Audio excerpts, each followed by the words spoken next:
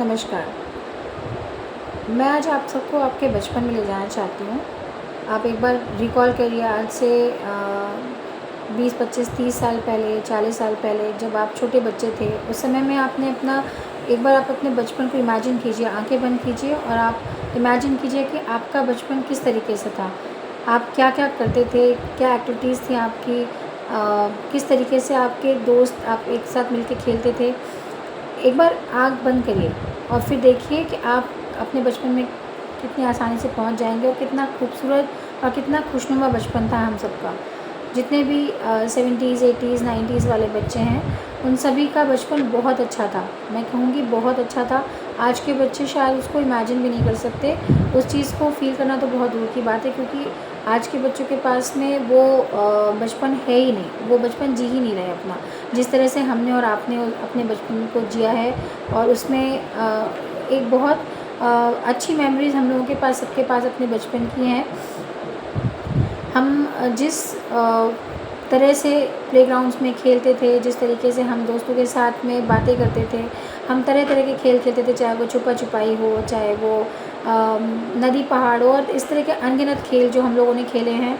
हम कभी भी बच्चे अपने स्कूल से आने के बाद में घर में कैद होके नहीं रहते थे। एक बार स्कूल से आए, बस्ता एक तरफ रखा और उसके बाद में शाम को अंधेरा होने से पहले तक हम सब जी भर के खेलते थे। गिल्ली डंडा, साइकिल चलाना, आपके पिट्ठू और पता नहीं क्या क्या अनगिनत खेल, मैं कह रही हूँ अनगिनत तरह के खेल थे जो हम लोगों ने खेले हैं। और उससे हमारा बचपन इतना अच्छा व्यतीत हुआ, इतना अच्छा बीता। हमने पेड़ों पे भी चढ़ा, हमने नदी में भी नहाया, हमने दौड़ भी लगाई, हमने एक दूसरे के साथ लड़ाई भी की, नो डाउट। आपस में जुमा झटकी भी हुई, लड़ाई झगड़ा भी हुआ। मगर वो बचपन अपने आप में एक ऐसा एहसास है जो आज भी अगर हम आँख बंद करें तो हमें वो याद आते हैं पल जो हम लोगों ने बचपन में जिए हैं। और आज मैं अपने चारों तरफ देखती हूँ तो मुझे बहुत हैरानी होती है कि हमारे बच्चे बच्चे होकर भी बच्चे जैसे नहीं हैं। हर बच्चे के हाथ में मोबाइल है, हर बच्चा अपनी गर्दन झुकाए, आंखें गड़ाए हुए मोबाइल स्क्रीन पे लगा हुआ है। वो चाहे छोटा सा बच्चा हो, 2 महीने के बच्चे का भी आप पेरेंट्स को देखोगे तो वो स्क्रीन दिखाते हैं। आप 2 साल के बच्चे को देखोगे तो वो खाना खाता है तो वो मोबाइल देख के खाता है। आप 3-4 साल के बच्चों को देखोगे तो वो स्कूल से आते हैं तो उनको पहले सबसे पहले सारी चीज़ें छोड़ के वो अपनी मम्मी से बात करना नहीं चाहते। वो चाहते हैं उनको जैसे भी किसी भी तरीके से मोबाइल हाथ में मिल जाए और वो बस अपना जो भी फेवरेट कार्टून या शो, जो भी चीज़ वो देखना चाहते हैं, बस वो देखने में उनको मिल जाए। और वो अगर आप उनको नहीं देते हैं तो वो हज़ार तरीके के टैंट्रम करते हैं कि एनी हाउ उनके हाथ में मोबाइल दिया जाए। मैं सभी पेरेंट्स, आज के जो पेरेंट्स हैं, मैं इनसे ये एक सवाल करना चाहती हूँ कि क्या कभी आपने इस बारे में सोचा है कि बच्चे आज जो छोटे से बच्चे हैं, जो यंगस्टर्स भी हैं, उनको ये मोबाइल की लत कैसे लगी? क्या बच्चा खुद से मोबाइल उठाने लग गया, या मोबाइल उसको आता था उसको चलाना, या उसको उससे वो इतना ज़्यादा यूज़ टू था? नहीं। आप एक बार विचार कीजिए कि बच्चे के हाथ में मोबाइल किस तरीके से आया। बच्चे को मोबाइल हमने दिया, आपने दिया। बीइंग पेरेंट्स, ये हमारी सबसे बड़ी गलती है कि हमने अपने बच्चे को बहुत छोटी सी उम्र से मोबाइल स्क्रीन इनसे इंट्रोड्यूस कर दिया। पेरेंट्स को लगता है कि सबसे ईज़ी होता है कि बच्चे के हाथ में मोबाइल पकड़ा दो। आपको जो भी काम करना है, आप उस समय में बच्चे के हाथ में मोबाइल दिया और आप अपना काम आराम से कर सकते हैं। लेकिन ये थोड़ा-सा जो आपको लगता है कि बच्चे के पीछे भागना ना पड़े, आपने उसको मोबाइल पकड़ा दिया। लेकिन ये इसके लिए लॉन्ग टर्म कितने साइड इफ़ेक्ट्स हैं, ये आप इस बारे में कभी विचार कीजिएगा। एक स्टेज पे आके पेरेंट्स खुद ही परेशान होते हैं कि बच्चा मोबाइल छोड़ता नहीं है, पूरे समय मोबाइल में लगा रहता है, पढ़ाई पे उसका ध्यान नहीं है। तो इसका रीज़न क्या है? इसकी रूट कॉज़ में कौन है? रूट कॉज़ में तो पेरेंट्स ही है ना। पेरेंट्स ने ही तो बच्चों को इंट्रोड्यूस किया। मैं किसी को टारगेट नहीं कर रही हूँ, मैं किसी को ऐसे एलिगेट नहीं कर रही हूँ, लेकिन मैं इस बात पे क्वेश्चन मार्क ज़रूर लगाना चाहती हूँ कि अगर हमने ये नहीं किया होता तो शायद बच्चे हमारे बचपन के जैसे, हम सब के बचपन जो हम लोगों ने जिए हैं, वैसा कुछ बचपन उनके पास होता। लेकिन जो नहीं है बच्चों के पास आज, आप देखिए खाना खिलाना होता है मम्मियों को तो मम्मी हाथ में मोबाइल पकड़ाती हैं, एक हाथ में बच्चे के मोबाइल होता है और मदर्स बच्चों को स्पून पे स्पून फीड कराती जाती हैं। बच्चा कितना खा रहा है, कितना नहीं खा रहा है, उसे अच्छा लग रहा है, नहीं लग रहा है, बच्चे की चॉइस समझ ही नहीं आती, क्योंकि बच्चा तो दिमाग उसका पूरा इन्वॉल्व है उस मोबाइल के अंदर। उसको लग रहा है कि मोबाइल में जो कुछ चल रहा है वो उसमें इतना ऑक्यूपाइड रहता है, उसे समझ ही नहीं आता कि वो अच्छा बुरा कम ज़्यादा क्या खा रहा है और ये कितना ज़्यादा घातक है उसकी सेहत के लिए। इस बारे में आप कभी सोचते हैं? नहीं सोचते। यही बच्चा जब बड़ा होता है इसके इसी इसी हैबिट के साथ जब वो बड़ा होता है तो वो स्कूल में भी अपना किसी तरीके से बस समय काटता है, उतना ही टाइम उसका स्क्रीन फ्री होता है। बाकी जैसे वो घर आता है सबसे पहले वो बैग पटक के एक तरफ सबसे पहले वो चाहता है कि उसके हाथ में मोबाइल दिया जाए।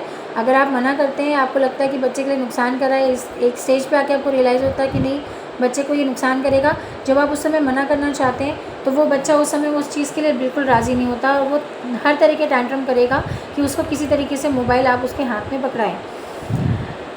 अभी भी समय है, अभी भी अगर आपके बच्चे इस एज के हैं कि बहुत छोटे बच्चे हैं, उनको स्क्रीन इंट्रोड्यूस मत कीजिए। अगर वो स्कूल गोइंग है तो उनको धीरे धीरे करके किसी और चीज़ों में इन्वॉल्व कीजिए, उनके साथ थोड़ी सी मेहनत करना पड़ेगी, आपको कुछ भागना पड़ेगा।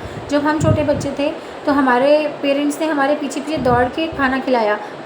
मैंने अपने बच्चों को तरह तरह की कहानियाँ सुना के, बातें बना के, चिड़िया कौवा सब बुला के ऐसे खाना खिलाया।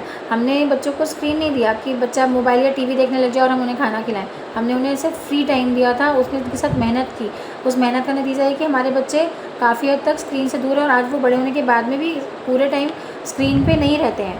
अगर ज़रूरत होती है, काम होता है, क्योंकि एनी हाउ हर सिक्के के दो पहलू होते हैं। तो मोबाइल के अगर कुछ साइड इफ़ेक्ट्स हैं तो उसके बेनिफिट्स भी हैं कि उससे बहुत सारा एजुकेशनल मटेरियल आपको मिलता है। बच्चे को अपने आसपास की एटमॉस्फेयर और बाकी चीज़ों के बारे में सारी बातें पता चलती हैं। वो अपनी पढ़ाई पे बहुत सारी चीज़ें उसमें सर्च कर सकता है, उसमें बहुत सारी चीज़ें सीख सकता है। लेकिन अगर आप बहुत छोटे बच्चे को दे देते हैं अगर मोबाइल, जैसे मैं देखती हूँ कि बहुत सारी मदर्स बिल्कुल छोटे छोटे से बच्चे हैं जो 1 साल के 1.5 साल के बच्चे, उनके हाथ में आप उनके सामने आप स्क्रीन दे देते हैं उनको, तो उससे उनके नेगेटिव इफ़ेक्ट्स क्या आएंगे, उनके साइड इफ़ेक्ट्स क्या आएंगे, वो सबसे पहले समझिए। कि जब वो ग्रोइंग स्टेज में होता है उस समय में उसको चाहिए होता है टू वे इंटरेक्शन, कि पेरेंट्स उससे बात करें, उसके घर के बाकी लोग उससे बात करें और वो उनकी बातों के साथ में अपनी बोली को डेवलप करता है, अपनी लैंग्वेज को इन्हांस करता है और वो सीखता है बोलना, बातचीत करना। अगर मोबाइल में वो लगा रहेगा तो ये वन वे इंटरेक्शन हो गया ना।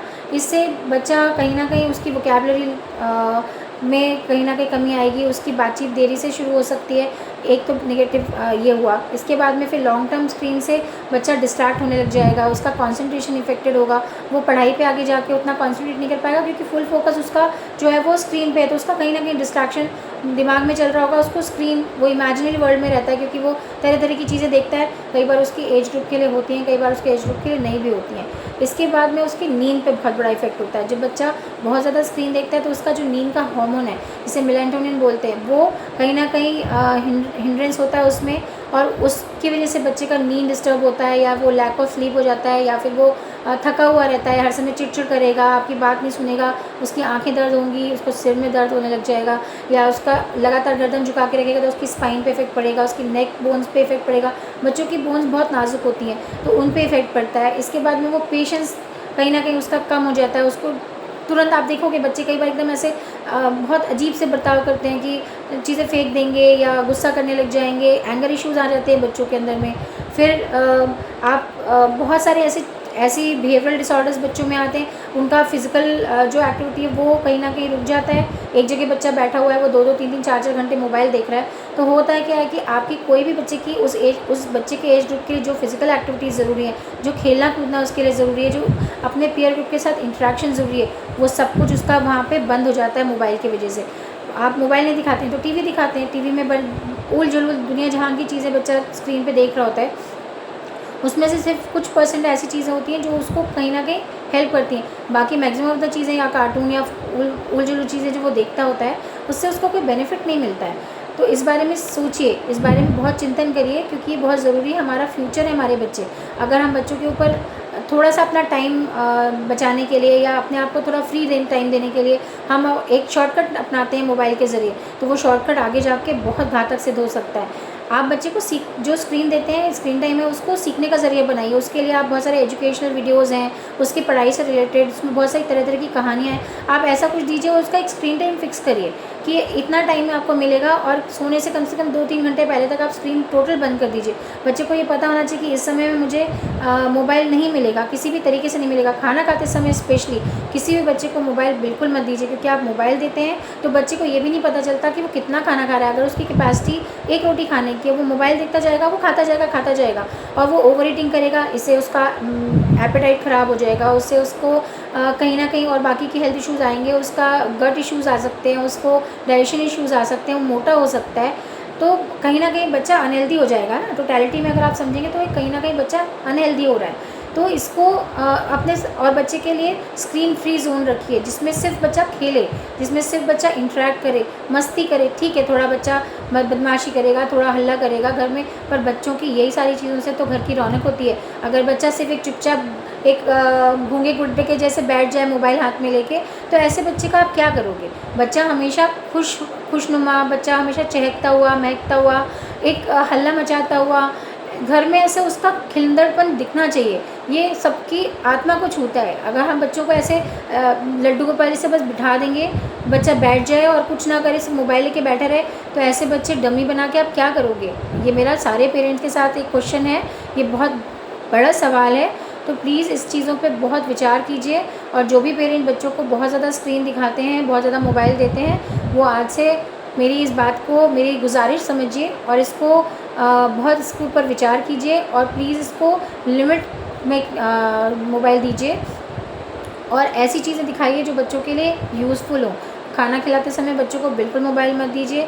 बच्चे का एक पर्टिकुलर टाइम सेट कीजिए कि बच्चा इस समय पे ही मोबाइल देख सकता है। उसे पता होना चाहिए, उसका एक स्ट्रिक्ट रूटीन बनाइए कि इस समय ही आपको मोबाइल मिलेगा। आप ट्रैवल करते हैं, बच्चे आपस में बात नहीं कर रहे होते हैं, बच्चे हर कोई अपने अपने हाथ में मोबाइल लेके बैठा होता है, कोई अपना कुछ देख रहा है, इवन पेरेंट्स भी साथ में मोबाइल ही देख रहे होते हैं। बातें कीजिए। हम जब ट्रिप्स पे जाते हैं तो हम आपस में इंटरेक्ट करने के लिए जाते हैं कि आपस में बातचीत हो, हम एक दूसरे के साथ अपनी फीलिंग्स शेयर करें, अपने एक्सपीरियंसेस बताएं। इंटरेक्शन, टू वे टॉकिंग आजकल कितना कम हो गया कॉन्वर्सेशन। ये बहुत चिंतनीय विषय है, इस पे सबको गौर करना ज़रूरी है। मैं नए पेरेंट्स को, पुराने पेरेंट्स को, यंगस्टर्स को, बच्चों को, सभी को ये अनुरोध करूँगी कि अपने आसपास के लोगों के साथ इंटरेक्ट कीजिए, इन्वॉल्व होइए। ज़िंदगी बहुत खूबसूरत है और इसको मोबाइल और स्क्रीन में वेस्ट मत कीजिए। मोबाइल के परे भी एक बहुत खूबसूरत दुनिया है। जब तक आप इसमें कदम नहीं रखेंगे तब तक आपको पता नहीं चलेगा कि आप क्या मिस कर रहे हो। तो मैं प्रियंका श्रीवास्तव फिर मिलूँगी आपसे एक नए विषय के साथ में। मेरे वीडियोस को प्यार दीजिए, इसको लाइक करिए, शेयर कीजिए, अपने वैल्यूएबल कमेंट्स दीजिए। Thank you so much.